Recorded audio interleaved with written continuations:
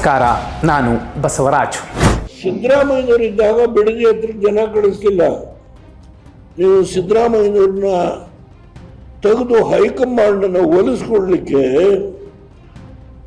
ಏನೇನು ಮಾಡಿದ್ರಿ ಆಶ್ವಾಸನ, ಅದನ್ನು ನೀವು ಇವತ್ತು ಸಂಪೂರ್ಣಗೊಳಿಸಬೇಕು.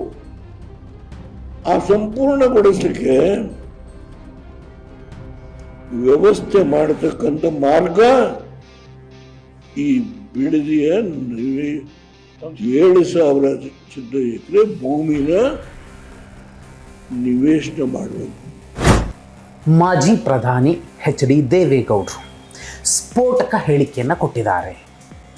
ಮುಖ್ಯಮಂತ್ರಿ ಗಾದಿಯಿಂದ ಸಿದ್ದರಾಮಯ್ಯ ಅವರನ್ನು ಇಳಿಸಿದ್ದು ಏಕೆ? ಅವರು ಸಮರ್ಥರಿಲ್ವಾ? ಅಥವಾ ಅವ್ರಿಗಿಂತಲೂ ಡಿ ಕೆ ಶಿವಕುಮಾರ್ ಅವರು ಮಹಾನ್ ಸಮರ್ಥರಾಗಿದ್ರ? ಬಿಡದಿ ಟೌನ್ಶಿಪ್ ಯೋಜನೆ ಏನಿದೆ, ಈ ವಿಚಾರವಾಗಿ ದೇವೇಗೌಡರು ಸರ್ಕಾರವನ್ನು ವಿಮರ್ಶೆ ಮಾಡುವಂತಹ ಸಂದರ್ಭದಲ್ಲಿ ಆಡಿರುವಂತಹ ಒಂದು ಮಾತು, ಡಿ ಕೆ ಶಿವಕುಮಾರ್ ಅವರನ್ನು ಯಾಕೆ ಕಾಂಗ್ರೆಸ್ ಹೈಕಮಾಂಡ್, ಅದು ಸಿದ್ದರಾಮಯ್ಯ ಅನ್ನುವಂತಹ ಮಾಸ್ ಲೀಡರನ್ನು ಸಿ ಎಂ ಸ್ಥಾನದಿಂದ ಇಳಿಸಿ ಹೊಸ ಕ್ಷಿಪ್ರಕ್ರಾಂತಿ ಆ ಥರದ ನಿರ್ಧಾರವನ್ನು ತಗೊಳ್ತು?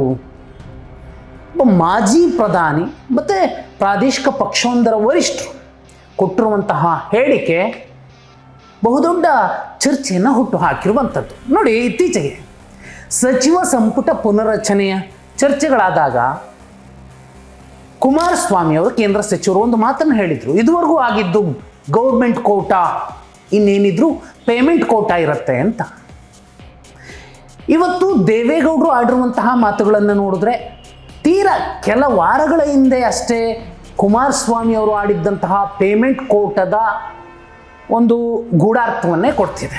ಕಾರಣ ಇಷ್ಟೇ, ಸಿದ್ದರಾಮಯ್ಯ ಅವರಿದ್ದಾಗ ಬಿಡದಿ ಟೌನ್ಶಿಪ್ ಪ್ರಾಜೆಕ್ಟ್ ಏನಿತ್ತು, ಈ ಬಗ್ಗೆ ಜಾಸ್ತಿ ಚರ್ಚೆಗಳು ಆಗಲಿಲ್ಲ, ಅದು ಬೇಗ ಕಾರ್ಯರೂಪಕ್ಕೆ ಬರುವಂತಹ ಪ್ರಯತ್ನಗಳು ಆಗಲಿಲ್ಲ, ರೈತರು ಕೂಡ ಪ್ರತಿಭಟನೆ ಮಾಡಲಿಲ್ಲ.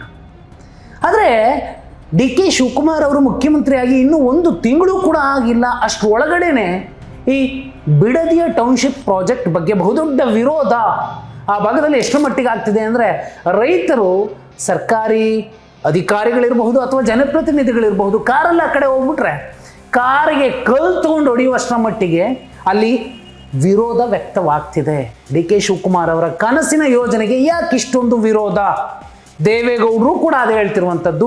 ನೀವು ನಾನು ಅಲ್ಲಿಗೆ ಬಂದು ಪ್ರತಿಭಟನಾಕಾರರ ಜೊತೆಯಲ್ಲಿ ಕೂರುವಂತೆ ಮಾಡಬೇಡ್ರಿ, ಈ ಯೋಜನೆಯನ್ನು ನಿಲ್ಲಿಸ್ಬೇಕು ನೀವು.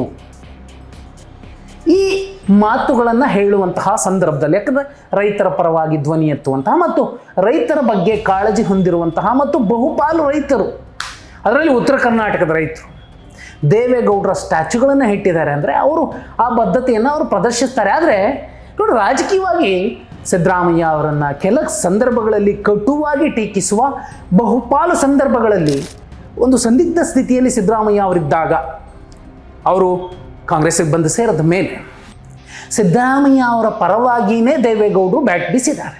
ಅದರಲ್ಲೂ ಡಿ ಕೆ ಶಿವಕುಮಾರ್ ಅವರು ಮುಖ್ಯಮಂತ್ರಿ ಆದಮೇಲೆ ಸಿದ್ದರಾಮಯ್ಯ ಅವರನ್ನು ಯಾವ ರೀತಿ ಆ ಪಕ್ಷ ನೋಡಬೇಕಿತ್ತು, ವಿಮರ್ಶಿಸಬೇಕಿತ್ತು, ಅಥವಾ ಸಿದ್ದರಾಮಯ್ಯ ಅನ್ನುವಂತಹ ಅವರದ್ದೇ ಪಕ್ಷದಿಂದ ಬಂದಂತಹ ನಾಯಕನನ್ನು, ಅಹಿಂದ ನಾಯಕನನ್ನು ಪರೋಕ್ಷವಾಗಿ ಬೆಂಬಲಿಸುವಂತಹ ಒಂದು ಪ್ರಯತ್ನ ಈಗ ನಡೀತಿದೆ. ಅದು ದೇವೇಗೌಡರು ಮಾಡ್ತಿರುವಂಥದ್ದು. ನೋಡಿ, ಯಾಕೆ ಕುಮಾರಸ್ವಾಮಿ ಅವರು ಪೇಮೆಂಟ್ ಕೋಟಾ ಇದೆ ಇನ್ನು ಅಂತ ಹೇಳಿದ್ರು, ಈಗ ಇಲ್ಲಿ ಬಿಡದಿಯ ಯೋಜನೆಯನ್ನು ಮಾಡೋ ಮೂಲಕ ನೀವು ಏನೆಲ್ಲ ಆಶ್ವಾಸನೆಯನ್ನು ಹೈಕಮಾಂಡ್ ಕೊಟ್ಟಿದ್ರೋ ಗೊತ್ತಿಲ್ಲ. ಸಿದ್ದರಾಮಯ್ಯ ಅವರನ್ನು ಇಳಿಸಿ ನೀವು ಬಂದು ಕೂತ ಮೇಲೆ ಅದನ್ನು ಮಾಡೋದಕ್ಕೆ ಬೇರೆ ಮಾರ್ಗಗಳಿವೆ. ಅದನ್ನು ಬಿಟ್ಟು ರೈತರ ಮೇಲೆ, ಅದು ಬಿಡದಿಯ ರೈತರ ಮೇಲೆ ನಿಮ್ಮ ಕೆಂಗಣ್ಣು ಬೀರುವಂಥದ್ದು ಸರಿಯಲ್ಲ, ಈ ಯೋಜನೆ ಕೈ ಬಿಡಿ ಅನ್ನೋ ಮಾತುಗಳ ಮಧ್ಯೆ ಇದು ಪೇಮೆಂಟ್ ಹುದ್ದೆನಾ, ಮುಖ್ಯಮಂತ್ರಿ ಸ್ಥಾನ ಅನ್ನೋ ಅನುಮಾನ ಮೂಡುತ್ತೆ. ಬಹುಪಾಲು ಸಂದರ್ಭಗಳು ಈ ಹಿಂದಿನ ಮುಖ್ಯಮಂತ್ರಿಗಳ ಚರ್ಚೆಗಳಲ್ಲೂ ಕೂಡ ಬಸನಗೌಡ ಪಾಟೀಲ್ ಯತ್ನಾಳರು ಒಮ್ಮೆ ಗಂಭೀರ ಆರೋಪ ಮಾಡಿದರು, 1,500 ಕೋಟಿ ಕೊಟ್ಟು ಮುಖ್ಯಮಂತ್ರಿ ಆದವರಿದ್ದಾರೆ ಅಂತೆಲ್ಲ. ಕಾಂಗ್ರೆಸ್ನಲ್ಲೂ ಕೂಡ ಅಂಥದ್ದೇ ಸಂಸ್ಕೃತಿ ಶುರುವಾಗಿದೆಯಾ, ಶುರುವಾಗಿತ್ತ, ಈಗ ಬೆಳಕಿಗೆ ಬರ್ತಿದೆಯಾ? ತೀರಾ ಸಿದ್ದರಾಮಯ್ಯ ಅವರು ಅಷ್ಟೊಂದು ದುಡ್ಡು ಕೊಡೋಲ್ಲ, ಹೈಕಮಾಂಡ್ಗೆ ಅನ್ನೋ ಕಾರಣಕ್ಕೆ ಅವರನ್ನು ಸಿ ಎಂ ಸ್ಥಾನದಿಂದ ಕಾಂಗ್ರೆಸ್ ಹೈಕಮಾಂಡ್ ಇಳಿಸಿ ಈಗ ಪೇಮೆಂಟ್ ಹುದ್ದೆಯನ್ನಾಗಿ ಆ ಪೋಸ್ಟನ್ನು ಕೂಡ ಮಾಡಿದ್ದಾರೆ ಅನ್ನುವಂತಹ ಪರೋಕ್ಷವಾದ ಸಂದೇಶವನ್ನು ದೇವೇಗೌಡರು ಕೊಟ್ಟಿರಬಹುದಾ? ಒಂದು ವೇಳೆ ಇದೇ ಆದರೆ ದುಡ್ಡು ಕೊಟ್ಟು ಸಿ ಎಮ್ಮು ಕೂಡ ಆಗಬಹುದಾ, ಮತ್ತೊಂದಾಗಬಹುದಾ? ಅಥವಾ ದುಡ್ಡಿದೆ ನಾನೇನು ಬೇಕಾದರೂ ಮಾಡ್ತೀನಿ ಅನ್ನುವಂತಹ ದುಡ್ಡಿರೋ ನಾಯಕರು ರಾಜಕಾರಣದ ಬದಲಿಗೆ ಪರ್ಚೇಸ್ ಮಾಡುವಂತಹ ಹೊಸ ಕಾರ್ಯಕ್ರಮಗಳ ಮೂಲಕ ಯಾವ ಸಂದೇಶ ರವಾನಿಸ್ತಿದ್ದಾರೆ? ಹಾಗಿದ್ರೆ ಕಾಂಗ್ರೆಸ್ಸನ್ನು, ಸಿದ್ದರಾಮಯ್ಯ ಅವರನ್ನ ಹೈಕಮಾಂಡ್ ಇವರು ನನಗೆ ದುಡ್ಡು ಕೊಡೋ ಮುಖ್ಯಮಂತ್ರಿ ಅಲ್ಲ, ಕೇವಲ ಜನಪ್ರಿಯ ಮುಖ್ಯಮಂತ್ರಿ ಅನ್ನೋ ಕಾರಣಕ್ಕೆ ಅವರನ್ನು ಇಳಿಸಿ ಅಲ್ಲಿಗೆ ಡಿ ಕೆ ಶಿವಕುಮಾರ್ ಅವರನ್ನು ತಂದು ಕೂರಿಸಿರಬಹುದಾದರೆ ದೇವೇಗೌಡರ ಮಾತುಗಳೇನಿದೆ ಅದು ವಾಸ್ತವ ಅನಿಸುತ್ತೆ. ತೀರಾ ಮಿನಿಸ್ಟ್ರು ಪೋಸ್ಟ್, ಪೇಮೆಂಟ್ ಪೋಸ್ಟ್ ಅಲ್ಲದೆ ಸಿ ಎಂ ಪೋಸ್ಟು ಕೂಡ ಅಂಥದ್ದೇ ಆಗಿದೆ ಅನ್ನೋದಾದರೆ ಯಾರು ಮಾಸ್ ಲೀಡರ್, ಯಾರು ಪೇಮೆಂಟ್ ಲೀಡರ್, ಅಥವಾ 28ಕ್ಕೆ ಏನಾಗಬಹುದು? ಜನಕ್ಕೆ ಇವೆಲ್ಲ ಸಂದೇಶಗಳು ಸಂಪೂರ್ಣವಾಗಿ ಸಂಕ್ಷಿಪ್ತವಾಗಿ ರವಾನೆ ಆದರೆ ಕಮೆಂಟ್ ಮಾಡಿ.